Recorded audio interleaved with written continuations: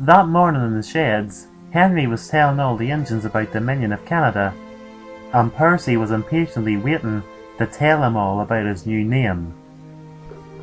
That engine has been terrorised all them years, gasped Toby. No engine built by Sir Nigel Grizzly should be treated in such a way. It must be stopped. How are we going to stop it? Canada is nearly on the other side of the world. Do you even care, Thomas? Of course I care, James, but how are we meant to help an engine that's being bullied in Canada? But she's not being bullied in Canada at the minute, Thomas. She's here on Sodor. Yes, but she'll be going back soon, and she's only staying here until Christmas. You need to think, Henry. There's nothing we can do. But who can help her? Let me see. The Fat Controller. Do you think he will? Of course he will try and help her. Engines, there's something I have to tell you all. Oh, not now, Percy. We're in the middle of something. But it's important. Percy, hush. No, I will not. You will all listen to me right now. Do you hear me? Right now. All the engines were surprised, and sat in silence and looked at him. There you are. You have our attention. Now make it quick, and it better not be something silly. That's just it, Gordon, isn't it? I haven't even said what I have to say, and you already think that it's silly. Percy, when's the last time you ever said something sensible? I say sensible things all the time, but you all fail to listen. You're all talking about the Dominion of Canada, and not one of you asked my opinion. It's completely snubbed me, pretending I wasn't even there. What do you know about the Dominion of Canada anyway? Oh, I'm glad you spoke up, Thomas. You backstabber. I played a joke. One joke on you. And you're treating me like I'm an ex-murderer. That was no ordinary joke like pretending to be a ghost. You faked an illness so I would pull a train. A train that completely humiliated and embarrassed me. Do you know what happened was in the newspapers as well? Really? Yes, it was. My driver showed me a few days later. I was a laughing stock, Percy. I admit it, Thomas. I did know that man was going to be tied to the brake van. And you don't want to know why I let you pull the train? It was because Diesel said that you were the face of Sodor and its main attraction. Or if I would have pulled the train, I would probably have been locked in the sheds or something.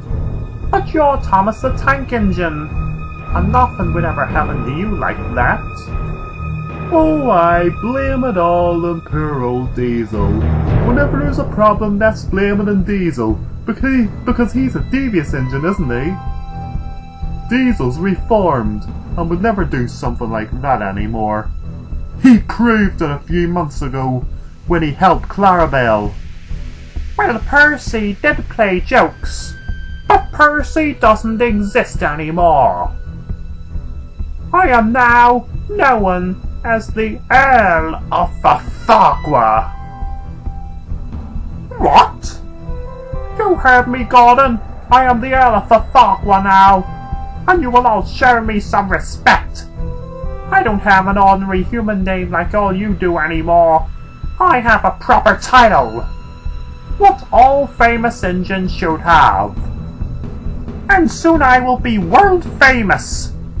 More famous than you, Thomas the Tank Engine.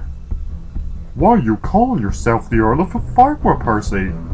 Where did you even think that name from? Dwight D. Eisenhower gave it to me.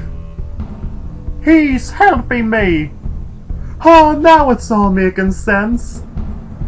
Dwight D. Eisenhower's not trying to help you, Percy. He's trying to make a fool of you. No, he is not.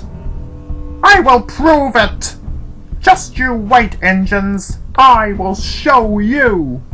So later that day, Percy collected his passengers at the junction. and he didn't look at anyone or say a word. Then Harry and Bert stopped at the other platform with trucks. Look, Bert. Look over there on the platform. It couldn't be. The Earl of the Farquhar. Soon to be the face of Sodor, and the most famous engine in the world. The engine risen to fame by the help of Dwight D. Eisenhower. The engine soon to have his own railway and his very own coaches.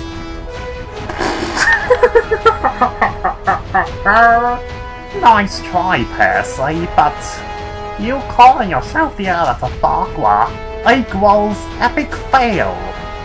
Maybe if Gordon started calling himself it, yes, it could lead to success. But you're a little saddle engine. You're just not serious enough. Maybe I should start calling myself the Mole of the Mine. Maybe I should start calling myself the Cyber Engine of the Ironworks. That equals success and fame. Goodbye, Percy. Ta-ta. Percy was furious. They're not taking me serious at all. No one is. What do I do?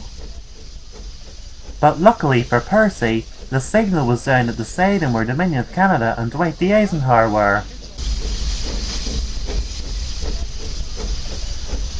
Hello, Earl of the Farquhar. How you getting on in your first proper day? Dwight D. Eisenhower! It's awful!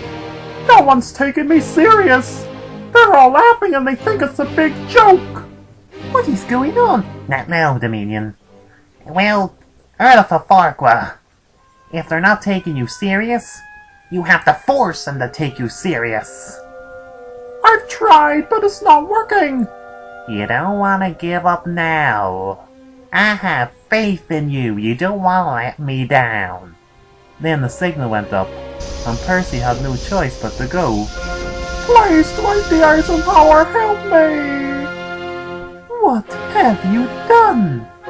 Dominion of Canada, I'm trying to help this little engine. I have faith in him. He's different than all these other engines on this place. They have human names. So what? So what? They're famous engines with human names. It's not the right way. But what if it's the Sodor way?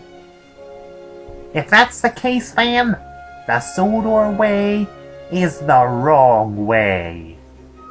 If, no ifs, when the Earl of the Farquhar was a success, the Fat Controller will realize that engines need titles, and then all of them will be renamed. Percy stopped at the station, and the Fat Controller was waiting for him. Percy, I've been hearing stories all day about you wanting to change your name. Are they true? Yes, they are true, sir. I am now the Earl of the Farquhar. But why? I've explained this loads of times. Dwight D. Eisenhower's told me that famous engines need titles. Percy, you and the rest of the Sodor engines are as famous as the Flying Scotsman and Dwight D. Eisenhower. And no one apart from him has complained about yous having human names. It's a tradition of Sodor, that has been passed down by me, my father, and my grandfather. It's a legacy that should not be disrupted. So are you saying that you're not officially going to change my name to the Earl of the Farquhar? No, I am not, Percy. Fine, if that's the way you want to play it. I will call myself the Earl of the Farquhar, and so will everyone else. Thomas and Toby were watching from the other sheds. You have to realize, Sir Topham Hatt, that I am not that silly little engine anymore. And if you excuse me, I have to put away my coaches. Good day to you, sir.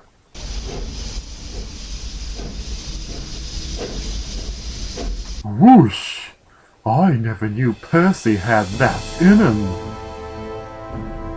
Silly, trying to act all high and mighty when he clearly isn't. You know, Thomas, this is partly your fault. My fault? How exactly is it my fault, Toby? Percy is your best friend, and you're his. And you have not been friendly with him at all this year since that incident with the brake van. You made him feel isolated. He hurt me, Toby. He hurt me very deeply. What about when Harold went missing? You sympathized with him then. That's because I was worried about Harold as well, and I didn't want Percy crying the sheds down all night. You and Percy are my two best friends, and I hate seeing you both acting like this. I want things to be the way they were. I don't think that's going to happen again soon, Toby. Percy, or I should say the Earl of Farquhar, is now far superior than all of us, apparently. Only you can change that, Thomas. Hold on a minute, Toby. I'm not going to grovel to Percy and beg him to be himself again. At the minute, Percy is lost, and he needs his best friend, and that is you, Thomas. It's only a few days until Christmas. I don't know if I can do it or not. I'm just so angry.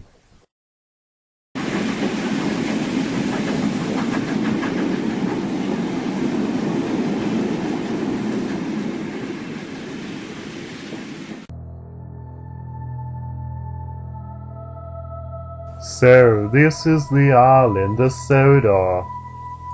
Excuse me. How can I help you?